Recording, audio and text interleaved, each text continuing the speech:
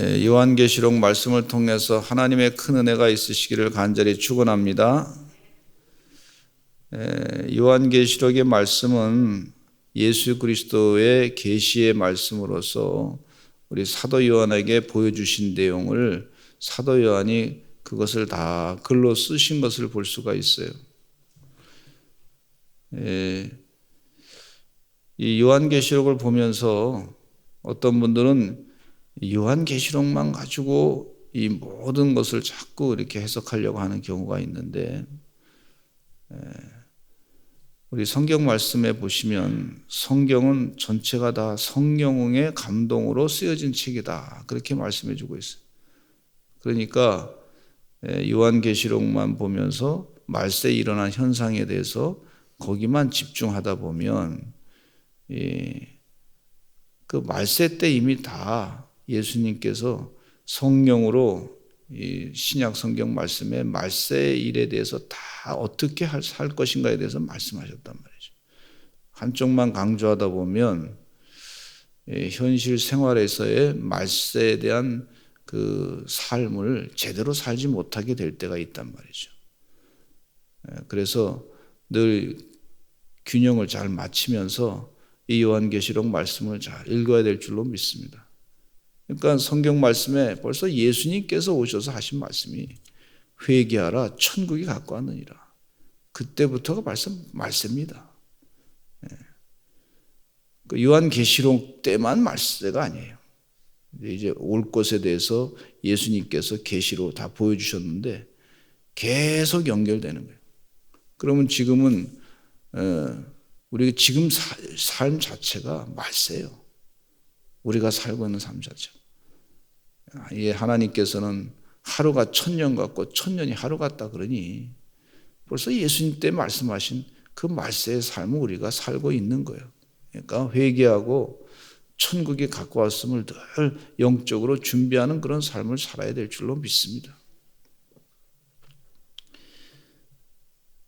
근데 오늘 본문 말씀 가운데 보시면 예수 그리스도의 계시라.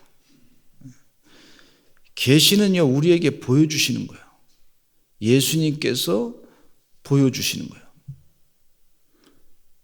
근데 예수님께서 보여주시는데 하나님이 그에게 주신 것을 말씀해 주시는 것을 볼 수가 있는데, 반드시 속히 일어날 일들을 그 종들에게 보이시기 위해서 그 천사를 그 종 요한에게 보내 알게 하신 것이다, 이렇게 말씀해 주고 있어요.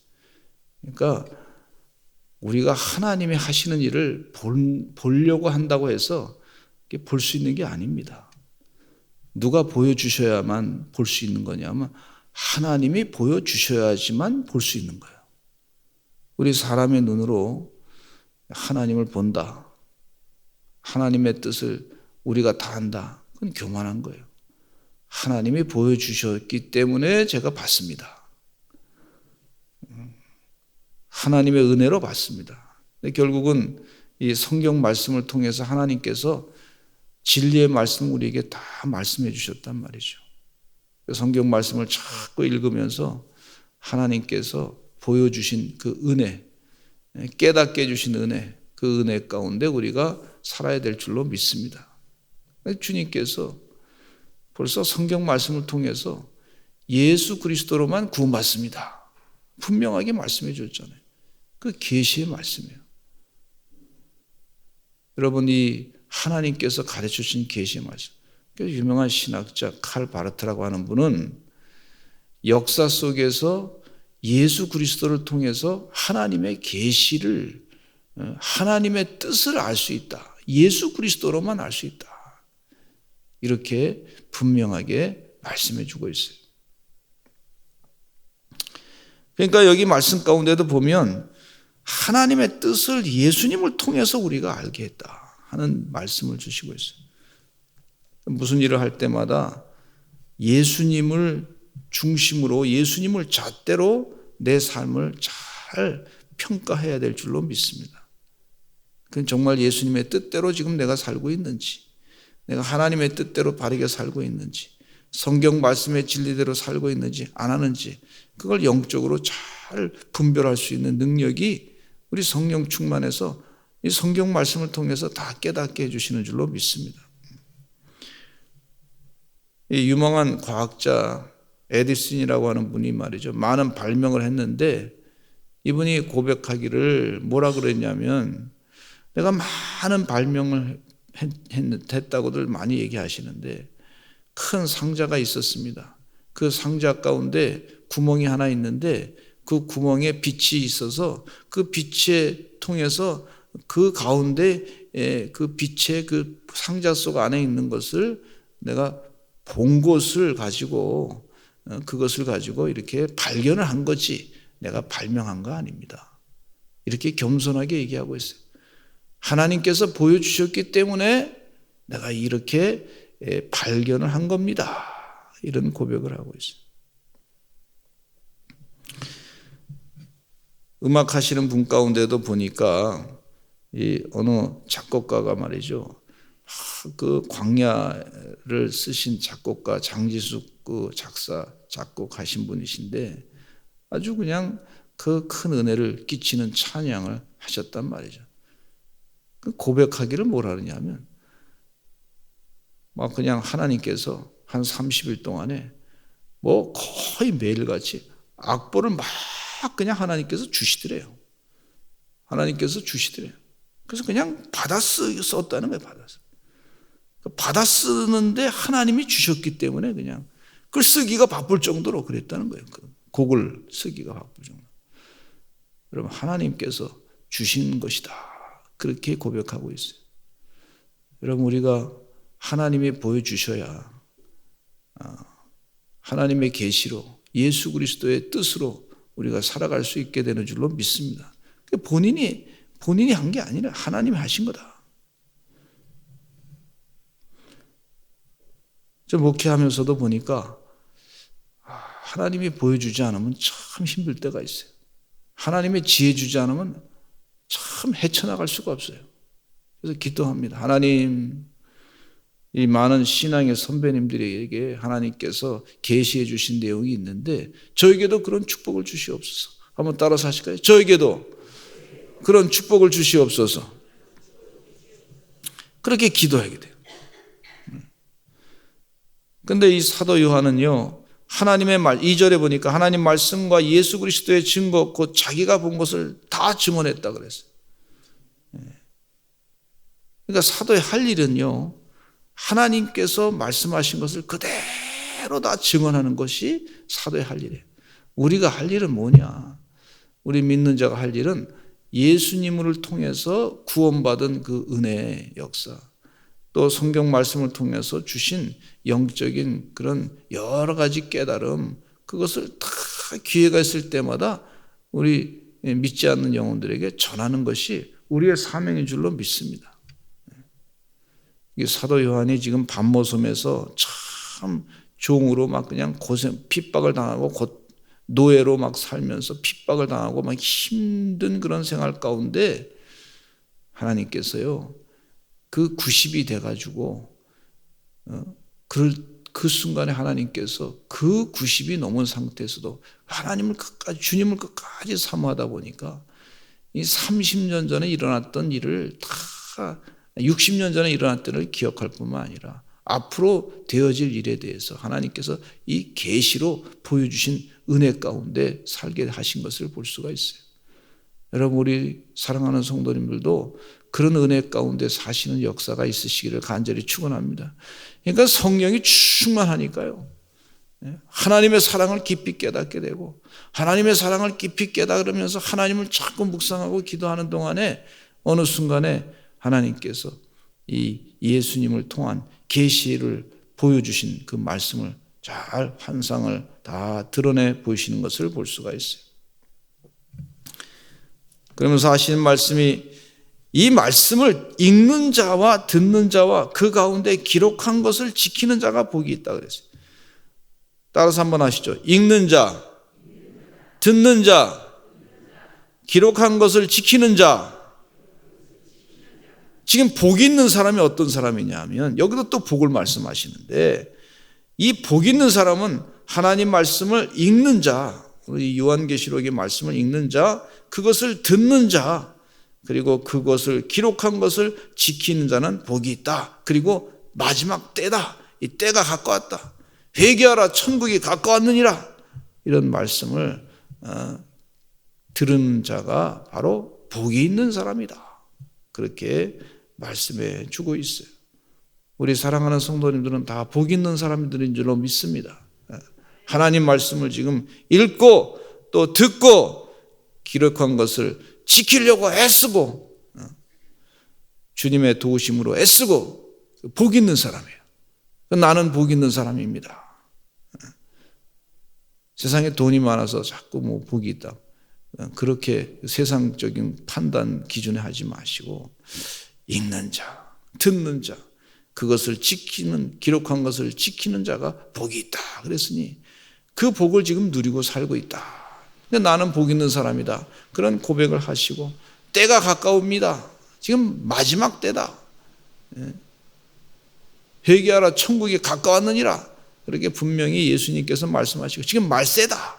이렇게 말세의 현상을 보면서 그 현상 가운데 그걸 깨닫는 사람, 그런 사람들이 바로 복 있는 사람이다. 우리 복 있는 사람이에요.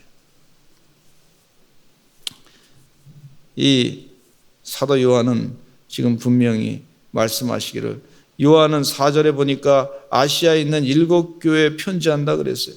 근데 편지하는데 이 4절 하반절에 보니까 이제도 계시고 전에도 계셨고 장차 오실 이와 그의 보좌 앞에 있는 7영과 이렇게 표현하고 있어요.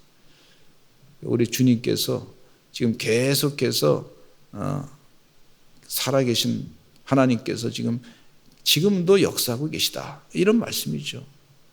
이제도 계시고 전에도 계셨고 장차. 이분은요, 시간에 대해서 무슨 제한이 있는 분이 아니에요. 시간을 다 통달해서 사시는 분이에요. 또 충성된 증인으로 죽은 자들 가운데서 먼저 나시고 땅의 임금들의 머리가 되신 예수 그리스도로 말미암아, 예수님이 중심이 돼서 지금 말씀하고 있는데 은혜와 평강이 너에게 있기를 원한다 그랬어요. 예수님이 어떤 분이시냐? 예수님이 바로 하나님과 본질적으로 같으신 분이시다. 이런 말씀을 지금 여기서 해주고 계시는 것을 볼 수가 있어요. 근데 그분이 바로 우리를 사랑하셔서 그의 피로 우리 죄에서 우리를 해방해 주신 분이십니다. 그런 고백을 분명히 하고 계시는 것을 볼 수가 있어요. 여러분, 우리가 주님을 사랑한 것보다 주님이 우리를 더 사랑한다고 하는 사실을 지금 여기서 말씀해 주고 있어요. 우리가 주님을 사랑해요. 우리 성도님들 다 사랑합니다. 그런데 이미 이전에 우리 주님께서 우리를 얼마나 사랑하시는지 그 사랑을 이 초대교회 성도들은 알기를 바란다. 그렇게 말씀해 주고 있어요. 여러분, 성령이 충만한 사람들은요, 정말 성령이 충만하게 되면 주님이 나를 사랑하시는 것이 얼마나 큰지를 더 많이 깨닫게 돼요. 주의 은혜 가운데 그 깊은 영적인 깨달음 가운데 사시는 여러분 되시기를 간절히 축원합니다. 내가 여기 와서 이렇게 예배 드리는 거 주님의 은혜로, 주님의 사랑으로 지금 예배 드리는 거예요. 내가 하루라 이 영적인 존재라면 예수 그리스도의 보혈의 피로 말미암아 죄에서부터 건짐받고 영생으로 살게 하는 그런 엄청난 축복을 지금 누리고 있는데, 그 축복 가운데 주님이 나를 얼마나 사랑하셨는지 그 사랑을 자꾸 깨닫게 된단 말이죠. 영원히 지옥 갈 존재를 말이죠, 건져내셔가지고 영생으로 살게 하신 이 주님의 귀한 사랑을 영원한 시간까지 다 준비해 주셨다. 천국에 집도 다 준비해 주시고 다 예배해 놓으시고 예수님이 나의 구세주십니다 라고 믿기만 하고 그 말씀대로 순종하며 살려고 애쓰다 보면 우리 준비하신 그곳으로 우리가 다 들어가게 되는데, 하늘나라 생명록에 우리 이름이 기록돼 가지고 그 상급도 많이 받을 텐데 그 다 준비하신 분이 누구시냐면 바로 예수님이시단 말이에요. 하나님이시단 말이에요. 그 우리를 사랑하셨는데 얼마나 사랑하셨냐면 우리가 아무것도 할 수 없는데 전부 주님이 다 준비하셔가지고 사랑을 베풀어 주셨다. 그 사랑을 깨닫는 것이 참 은혜요 축복이고 성령 충만한 삶이 되는 줄로 믿습니다. 그래서 나는 주의 사랑받는 자녀다. 근데 마귀가요 늘 이것을 깨려고 그래요. 조금 힘들게 만들어가지고 말이죠. 있는 거 좀 뺏어가지고 그러면서 당신은 주님의 사랑받지 못하는 자다. 뭐 이렇게 착각하게 만드는 것이 마귀의 작전인 것을 볼 수가 있어요. 지금 초대교회 성도들에게 그것을 다시 회복시켜 주시는 걸 볼 수가 있어요. 우리를 사랑하셔서 우리를 죄에서부터 해방시켜 주셨다. 그렇게 그 주님이 우리를 사랑하신 그 은혜 가운데 사시는 여러분 되시기를 간절히 축원합니다. 그러면서 회개하기를 바라고 계세요. 7절에 보니까 같이 한번 읽어보겠습니다. 시작. 볼지어다 그가 구름을 타고 오시리라. 각 사람의 눈이 그를 보겠고 그를 찌른 자들도 볼 것이요 땅에 있는 모든 족속이 그로 말미암아 애곡하리니 그러하리라. 아멘. 예수님께서 십자가에 못 박혀 돌아가신 장면을 지금 연상케 해주시는 그런 말씀이 되죠. 근데 주님이 다시 재림하실 때 구름을 타고 오시게 되는데 그 모든 사람들이 그동안 지었던 죄에 대해서 애곡할 것이다. 회개할 것이다. 그렇게 말씀해 주고 있어요. 우리 인생 살면서 심판 때가 다가올 때 사람의 잣대로 심판하는 게 아니에요.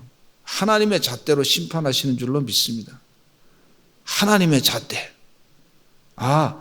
하나님의 심판은 하나님의 잣대로 하는구나. 이거 꼭 깨달으시기 바랍니다. 내 잣대로 마지막 때 심판이 이루어지는 건 아니에요. 하나님의 잣대로. 그러니까 하나님의 은혜 아니면 우리가 살 수가 없는 거예요. 예수 그리스도의 그 십자가의 보혈의 사랑 아니면 우리가 그 심판에서 자유롭게 될 수가 없단 말이죠. 주의 은혜 가운데 하나님의 잣대, 그 정확한 하나님의 잣대, 하나님이 재판관 되시고 심판관 되시어서 주님이 재림하실 때 우리를 심판하시게 될 텐데 그 하나님의 잣대로 심판하신다고 하는 사실을 잊지 마시는 여러분 되시기를 간절히 축원합니다. 요즘 시대는요 사람이 다 교만해가지고 하나님의 자리에 서가지고 다 모든 걸 해결하려고 해요. 유발 하랄이라고 하는 그런 사람이 이런 얘기를 했어요. 과학의 시대다 말이에요. 과학의 시대 지금은. 근데 과학의 시대에 이 큰 맹점이 뭐냐면 사람들이 신을 버린 거예요. 신을 버렸다. 증명할 수 없으니까 신을 버렸다 그랬어요. 하나님을 버린 거죠. 눈에 보이지 아니하니까 신을 버렸어요. 그리고 또 영혼도 버렸어요. 영혼도 보이지 않는다고 해서 분명히 있는데 하나님도 분명히 계시는데 그리고 영혼도 보이지 않는다고 과학적으로 증명이 안 된다고 그것도 버렸다 그랬어요. 이제 사람들이 마지막으로 하고자 하는 일이 뭐냐면 사람의 마음까지도 안 보인다고 해서 마음까지도 버리려고 하는 그런 시도를 하고 있다. 과학자들이 그렇게 얘기하고 있어요. 여러분 과학의 잣대로 마지막 때 심판이 일어나는 게 아닙니다. 하나님의 말씀의 잣대로 마지막 때 심판이 일어나는 것을 분명히 기억하시는 여러분 되시기를 간절히 축원합니다. 과학도 보니까요 중간중간에 자꾸 바뀌어요. 뭐 언제는 뭐 제가 커피에 대해 언제는 커피가 안 좋았다 그랬다가 언제는 커피가 좋았다 그랬다가 뭐 요새는 또 좋다고 그러더라고요. 그게 도대체 말이죠. 어떤 분은 또 뭐 이게 음식이 이게 좋다 그랬다가 갑자기 또 언제든 바뀌었다가 뭐 별일이 다 얘기 들어요. 과학에 이 약점이 분명히 있는데 과학이 막장 신이 돼버렸어요. 과학이 영혼이 되어버렸어요. 과학이 우리 마음에 다 모든 걸 지배한다고 속고 있어요. 주의 은혜 가운데 여러분, 심판은요 하나님의 잣대로 심판하는 거지 과학의 잣대로 심판하는 게 아니에요. 그런 자들이 하나님의 잣대로 심판한다고 하는 사실을 믿고 사는 사람이 복이 있는 사람인 줄로 믿습니다. 시간 다 같이 주여 삼창하시고 통성하겠습니다. 하나님, 주님 은혜 가운데 때가 가까웠는데 말세 때에 하나님의 심판의 잣대를 분명하게 깨닫고 그 뜻대로 살아가고 정말 하나님 말씀을 읽고 듣고 그 가운데 하나님 말씀을 기록한 것을 지키는 자가 돼서 복이 있는 사람이 되게 하여 주시옵소서. 이 마지막 때에 복 있는 사람이 되게 하여 주시옵소서. 우리 다 같이 주여 삼창하시고 통성으로 기도하겠습니다. 주여, 주여.